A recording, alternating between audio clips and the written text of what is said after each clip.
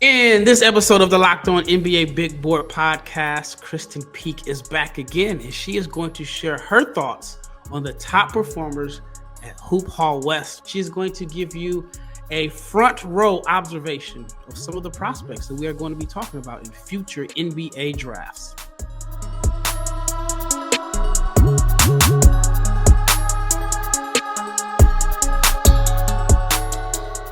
Big shout out to each and every person that has made the Locked On NBA Big Board podcast your first listen of the day. I'm your host, Rafael Barlowe, along with my co-host, Krysten Peek, and we are going to talk about some of the top upcoming NBA prospects down the line. But I want to let you know that this show is brought to you by FanDuel. From big upsets to game-winning drives, the NFL playoffs are better with FanDuel. And right now, new customers can bet $5.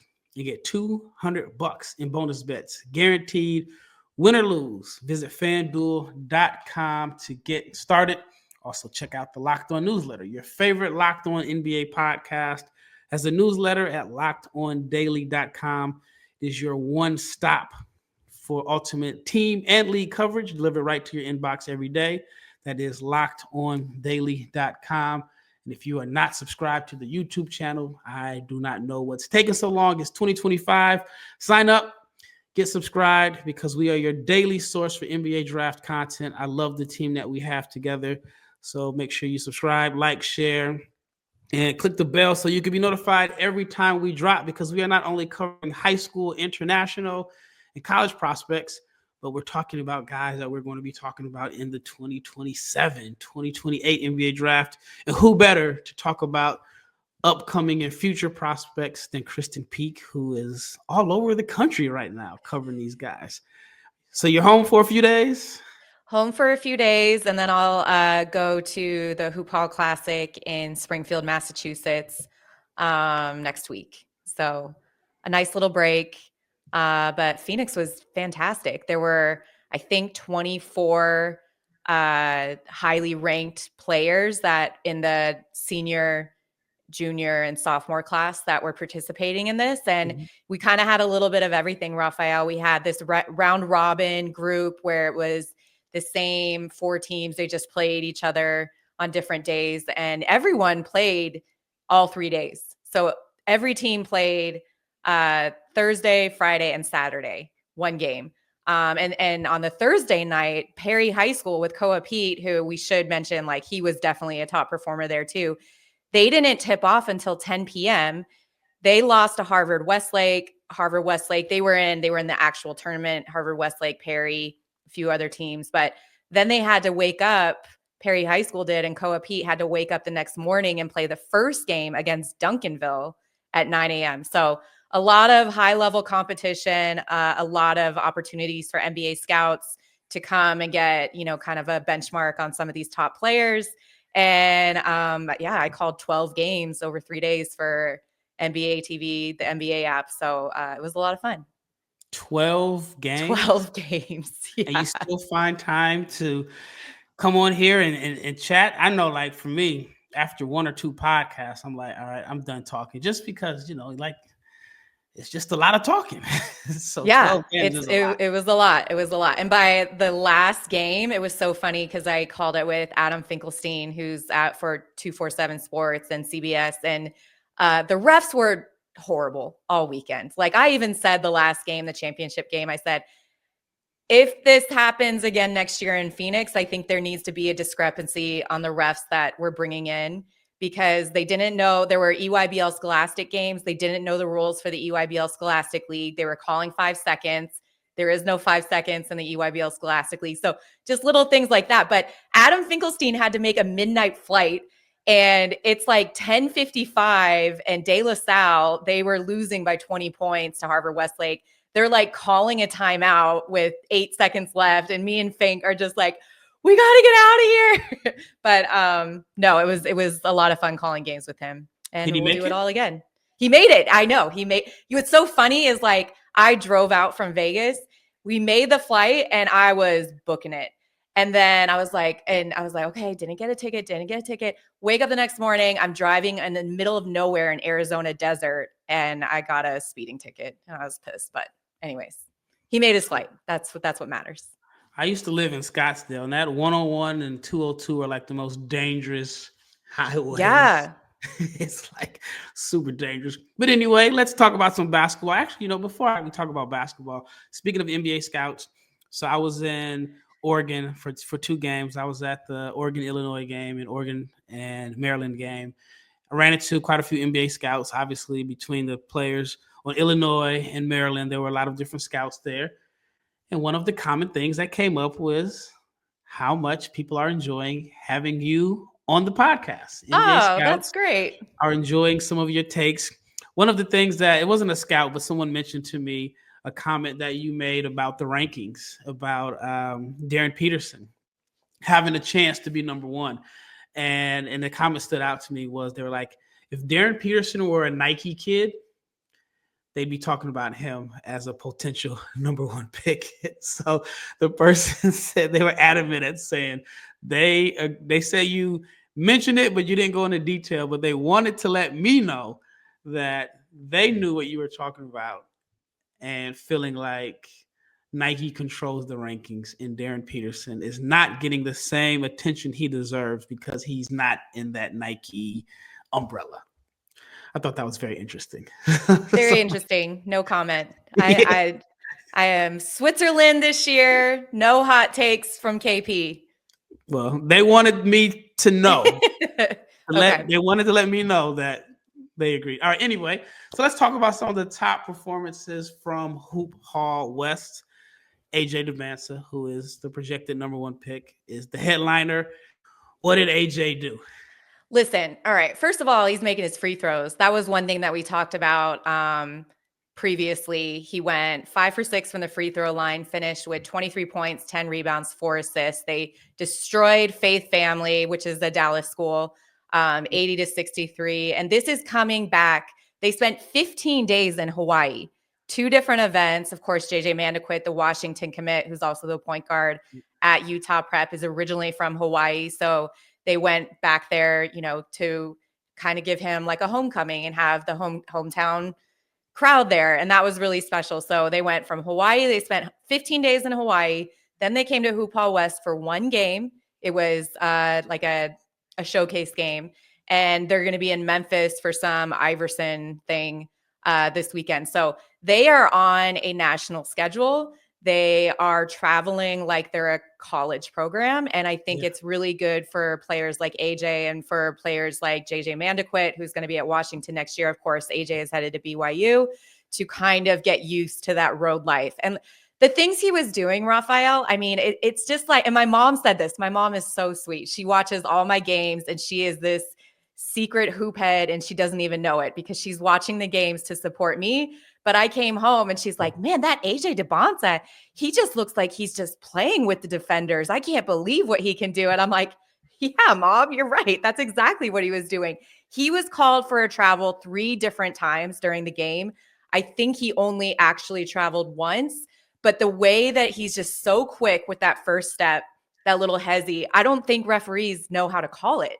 So the 2 times where I was like, that wasn't a travel. It was like, he's looking like, I didn't travel. I put the ball down, but he's so long, 6'9", pushing 6'10", what he can do with the ball in his hands. I'm not sure what his position is going to be at BYU. I think it'll probably be a 3, but he'll be leading the break and leading the option a lot, I think, because that's where he's at his best. But just in the progression of his game where I've seen him kind of take slumps, like the free throw shooting, the 3-point shot making, I'm starting to see that come along. And so even when you're looking at the best player in the country, he still finds ways to get better. Yeah, he's so good at such a young age. Now I just think it's at the point where you're looking at the flaws. There's not a lot of them, and they're they're minor. He's so polished. Do you think it's a case where he's so good, so young, that he doesn't have the same ceiling as some other prospects? I don't. Well, this is I've seen this now with a few different prospects, right? Where the game is so easy for them at the high school level, and this is something I've actually talked to AJ Dybantsa about in interviews. And how do you find different ways to get better? And And he's like, well, how do you think the top players in the NBA find ways to get better? There's always different pockets of your game that you can work on. But I did see this a lot with Anthony Edwards, where it's so easy. He's just bored and in different game situations. So I do think in AJ's case, that is probably a scenario where it's just like, okay, like I want to get to the next level. I want to play against better competition. I think Tyran Stokes, you kind of see that a little bit, and he's a year younger. I mean, there is that he could reclassify, but I'm not even sure he's old enough that he would be allowed to be drafted. It's been rumored for months now. Like but and he knows that, and he's like, I'm perfectly happy in my class. That's what Tyran has said to me. Now he's probably saying that because when you look, if you're going to reclass to the 2025 high school class, which means you'd be in the 26 draft, the players that are ahead of him, he, in my opinion, is in that fourth down the line between AJ, Cameron Boozer, Darren Peterson, maybe, and like, so when you're looking at that, I mean, there's a substantial amount of money that can be made if you're the number one pick, as opposed to 4, 5, or 6. All right, before we get into the second segment to talk about Tyran Stokes, let's talk about FanDuel, because the NFL playoffs they're actually here. I've been saying right around the corner for the last few weeks, but they are actually here. From big upsets to game-winning drives, the NFL playoffs are better with FanDuel. And right now, new customers can bet $5 and get $200 in bonus bets guaranteed. That's $200 in bonus bets, whether you win or you lose. The FanDuel app gives you everything you need to place live bets on the NFL with same-game parlays and so much more. So just visit FanDuel.com to join today. You'll get started with $200 in bonus bets. That's FanDuel.com. Make this playoff season unforgettable with FanDuel, an official sportsbook partner of the NFL. All right, second segment. We kind of teased it a little bit. Tyran Stokes, a player that I've heard about him for about 3 or 4 years now. He is a guy that played with AJ. Him and AJ Dybantsa were teammates. Were they teammates at Prolific Prep? They were teammates at Prolific, and then Oakland also, Soldiers? the Oakland Soldiers, which they went all the way to the Peach Jam finals and lost to Cameron and Caden Boozer, and the Knight Riders. Yes, the Boozer brothers, the Boozer twins. So, for those that aren't familiar with Tyran Stokes, can you just give a little bit of history? And I know one of the questions someone's going to ask is, why did him and AJ split up? So Tyran Stokes is a 6'7", 240-pound, just brick wall. Can you stop there? Can you stop there? All right. I just want to emphasize that. He's only a junior in high school, and he's 6'7", 240 pounds. That's a grown man. Like, so imagine what he's doing to, like, I mean, he's playing in a tough competition for the most part. But imagine, like, when I was in high school, 6'7", 240 pounds, that was like the tight end. That was like the center. You know what I mean? Like, it was automatically plugged into a center position, a post player. But he's not a 5. No. And what we saw this weekend, and me and Adam Finkelstein had this discussion on air, probably the most polished that we've seen Tyran Stokes, just in terms of his all-around game. I mean, Rafael, there was one game they were playing Coronado High School, which is out here in Las Vegas. And we had NBA scouts coming up to me and Fink, and they're like, is Tyran playing? Because he wasn't on the court. So I'm like, let me go ask the coaches. So I go ask the coaches, and they're like, he's coming. He's going to try to play. And I was like, what's wrong with them? And they're like, he's sick. He has flu-like symptoms. He's sick. So he comes out with a minute and a half left, just like puts up a couple shots, and then is like trying to drink Gatorade.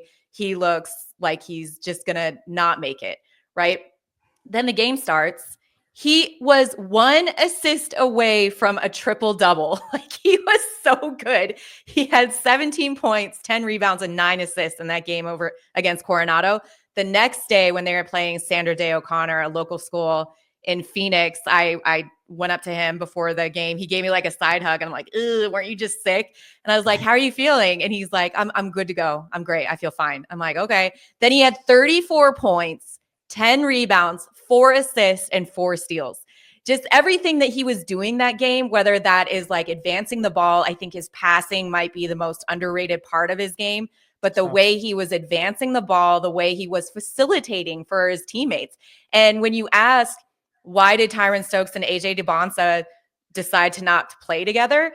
I think Tyran needed that room to kind of be that star. Like they're both stars, let's be honest, but can they exist? Can they coexist on the same team? Yeah, but are they better as individuals? 100%.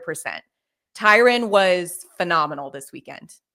Yeah, I kept up with it on social media, and I saw that you weren't the first person that said that this was the best that they've seen him. I know when I looked at my past notes, I just pulled them up. I thought that his passing was very underrated, and he had a good assist to turnover ratio. Like, he didn't turn the ball over a lot. And so I wanted to ask you, what did you think about his passing? And you kind of mentioned it there.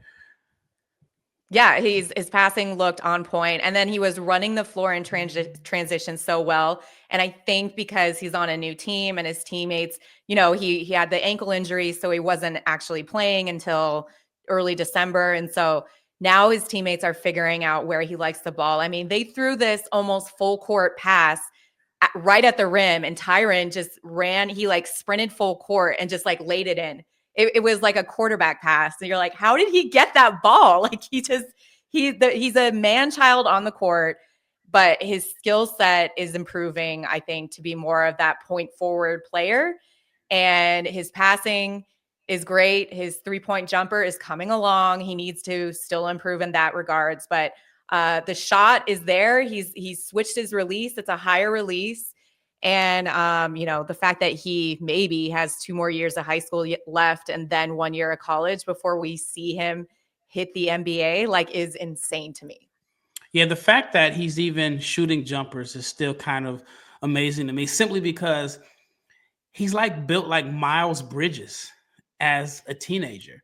And usually when you're that athletic and skilled and physically dominant, you can dominate a game without taking a single jump shot outside of the paint. And so I always kind of look at some players, if they can't shoot, I look at it like, well, he's probably letting defenses off the hook in high school when he was shooting jumpers because nobody could stop him. But he's been a player that's been on my radar for a while.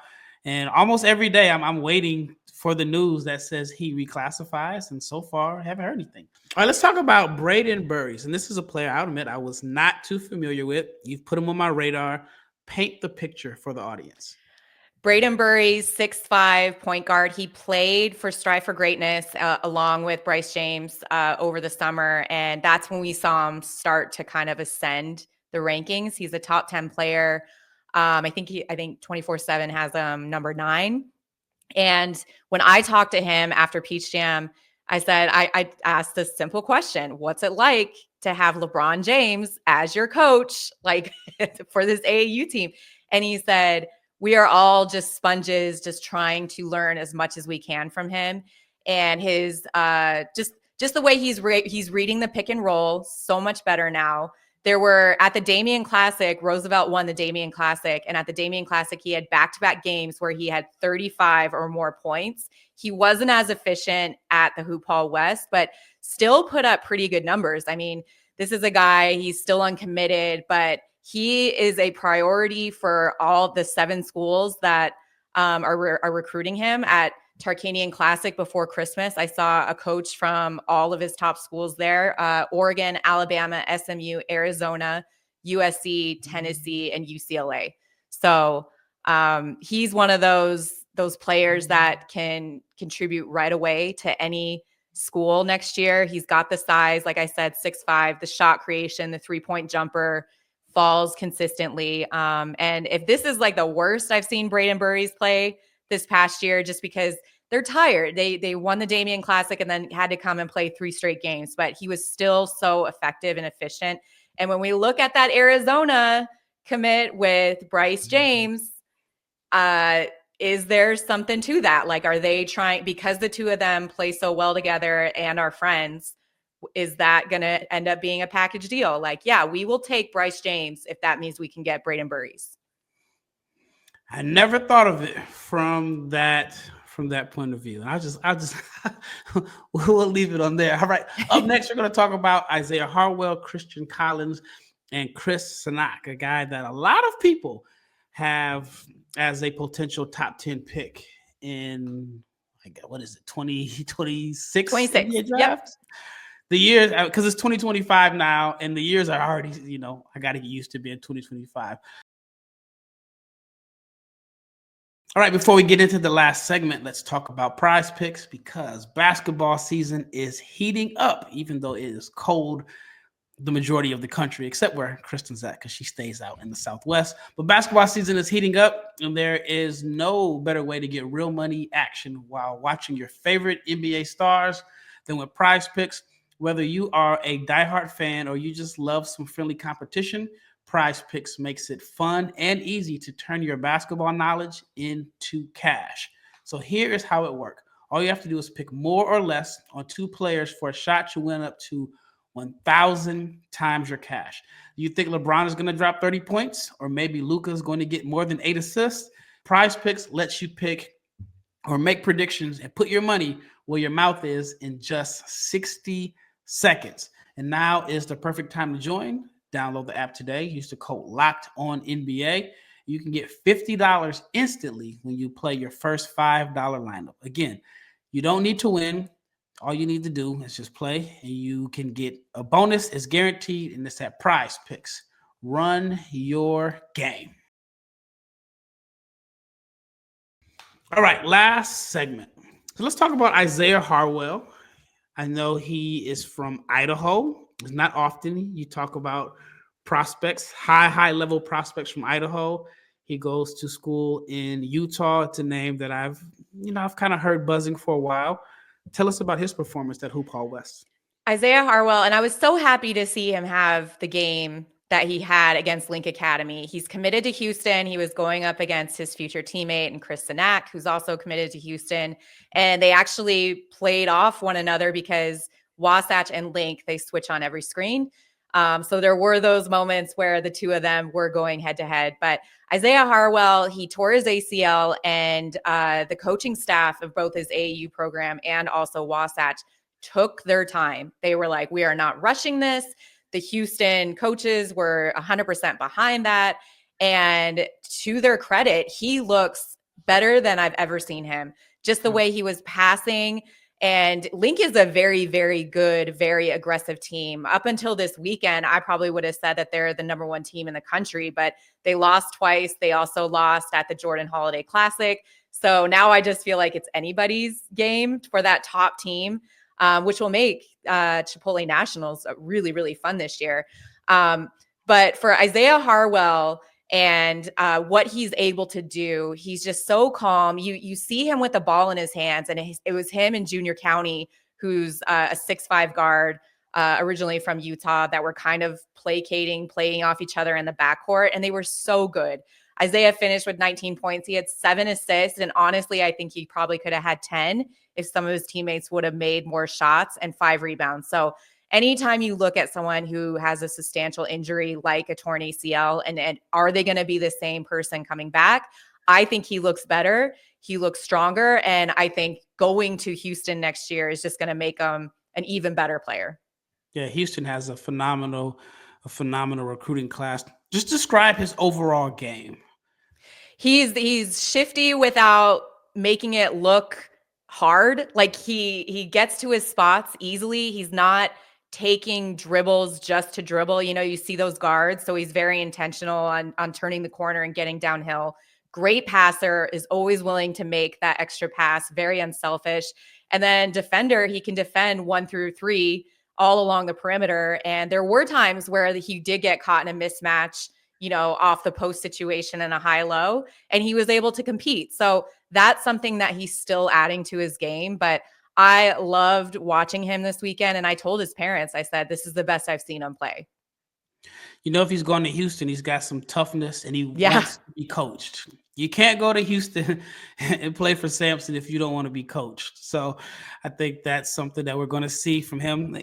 especially on the defensive end. You got to defend to play Yep. at Houston. All right, let's talk about Christian Collins, an LA area kid. You believe he had a strong showing? He is one of those players, and we talked about this. Adam Finkelstein agrees that he's been one of the biggest risers in the junior class from last spring to the summer, and now the summer to the high school season. And just his potential alone, Rafael, like he is 6'7" with this 7'1" wingspan. He looks like he has go-go gadget arms. He's so long and effective on the wing. He had 22 points and 14 rebounds in the first game, and then 14 points, 10 rebounds over Leighton Christian. So kind of that double-double machine from the wing. Like I don't even think he knows how good he is yet. And when we're looking at the junior class, of course, Tyran Stokes, Brandon McCoy, who was supposed to play, but he has a lower leg injury. He didn't even make the trip. But Christian Collins just has that untapped potential. And what do NBA scouts love more than anything? Length, upside, and versatility. And that's what he has. And so that's why it's so exciting to see him kind of start to blossom a little bit. And he's still just a junior, but a 5-star prospect is one of those players that like he can go wherever he wants to go. His most recent offers: UCLA, Arizona, Georgia Tech, Oregon, Texas, and Kansas. Kentucky head coach Mark Pope was at practice this fall. And he's just going to continue to climb the ranks. Describe his game. I know I've seen him listed at like 6'8", 200. Is he like a hybrid wing? Is he a 3-4? Or is he like an energetic 3? How would you I would say probably 3-4 right now, just with his length. I mean, yeah, 6'7", 6'8". It's more of his wingspan that's really impressive. And he was stepping into threes with confidence. That's something that we didn't see over the summer or last spring. And so he's adding that. So you can imagine him in the pick and pop game. The way he runs the floor, his strides are so long. He can cover ground like it's nothing. And he's just so fun to watch. And we watch a lot of basketball, Rafael. So anytime you see this like budding player that hasn't even reached or knows his potential yet, it's just so fun. It's so fun to watch. Yeah, I'm definitely looking forward to monitoring him for the next year or so, at least, down the line, but just especially where he goes to school. Yeah. At one point, it looked like it was all West Coast schools, but now it's looked like it's expanded. All right, let's talk about Chris. Is it Cenac or Cenac? Cenac. Yeah, Cenac. So he's from New Orleans, but he played this summer for a Dallas-based AU team.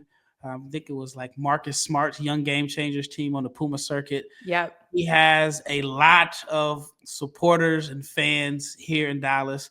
I mean, Dallas does have a connection with Link Academy because Trey Johnson, Jordan Walsh is from Dallas. Yep. He went to Link. There's another kid, Keontae Graybear, from the Dallas area that's playing for Link. And Cenac was a guy that just blew up this summer. Like really blew up. There's a lot of chatter around here that they think he has potential to be a top 5 pick or higher. I think right now, yeah, well, yeah, he has a ways to go, but you're right. He is one of the biggest risers. It all started at the NBPA Top 100 camp where he was named MVP, and then he went straight from NBPA to the U17 trials where he made the team. Then he went straight to Istanbul, Turkey, where they won a gold medal. And then you're right. Then he came back and it was a live period on the Puma circuit. And my brother was there watching my nephew and he sends me this video. He's like, who's playing that all of these head coaches are like on the court, standing room only? And I was like, it has to be Chris Cenac. Like, and it was, and he was playing. And it just goes to show, like, if you are talented enough, coaches will find you. I say the same thing about NBA scouts. If you are good enough, doesn't matter if you're a mid-major or high major, wherever, they will find you. And so what we're seeing with Chris Cenac on this Link team, I want to see him be a little bit more assertive offensively. He's got that pick and pop dream shot that is just like impossible to guard. It's such a pretty stroke anytime he puts a shot up. But I didn't see him being as aggressive. And when I talked to head coach Chad Myers, he's just like, look, we got players that are sick. We have a player with pneumonia who is sitting at the end of the bench. Davion Hanna he's going to Alabama. He was sitting at the end of the bench with pneumonia and had like 2 masks on. One of the games, Jerry Easter, who's the point guard, he's headed to USC next year. he had like 28 of their 40 something points because nobody else could get anything going. But what we did see, the little glimpses that we saw of Chris Cenac, especially on the defensive side, is defensive versatility, the way that he can guard 1 through 5 because of his foot speed. And that's why they switch on everything, is because he is able to get out there and guard the faster, smaller guards. Another kid headed to Houston, and you're right. Like anytime you're going to go and play for Kelvin Sampson, you're going to want to be coached, and you're going to be want to be coached hard. So when we look at his potential, I think Nate Ament still might have like a little bit more upside to his game than Chris Cenac, but the two of them, I mean, 7-footers who can knock down threes in the pick and pop situation, who are athletic. That's what NBA scouts are very excited about when we're looking at Chris Cenac and Nate Ament as well. Yeah, and that's why the people around here are so high on him, because they know that he has the physical tools. They know that he's very talented, but they also know that he has a lot of potential that he hasn't even scratched the surface at. Yeah. And then also just the defensive versatility. And on top of that, the fact that he didn't run away from, I guess, pressure by going to Houston. You know, you're going to have to play defense to get on the floor. And so there are some people that think that if he puts it all together, and they think that Sampson is the type of coach that is going to, I guess, get the passiveness out of him. Because from what I've heard and from what I've seen, he has the talent and the physical tools to dominate every night. But there's still a little bit of a gentle giant in him as far as being assertive and aggressive. And a lot of people that I've spoken to believe that won't fly at Houston. And if there's a guy that can get it out of him, it is Kelvin Sampson. Once again, thank you for making the Locked On NBA Big Board podcast your first listen of the day. It is always fun with Krysten on here because she brings a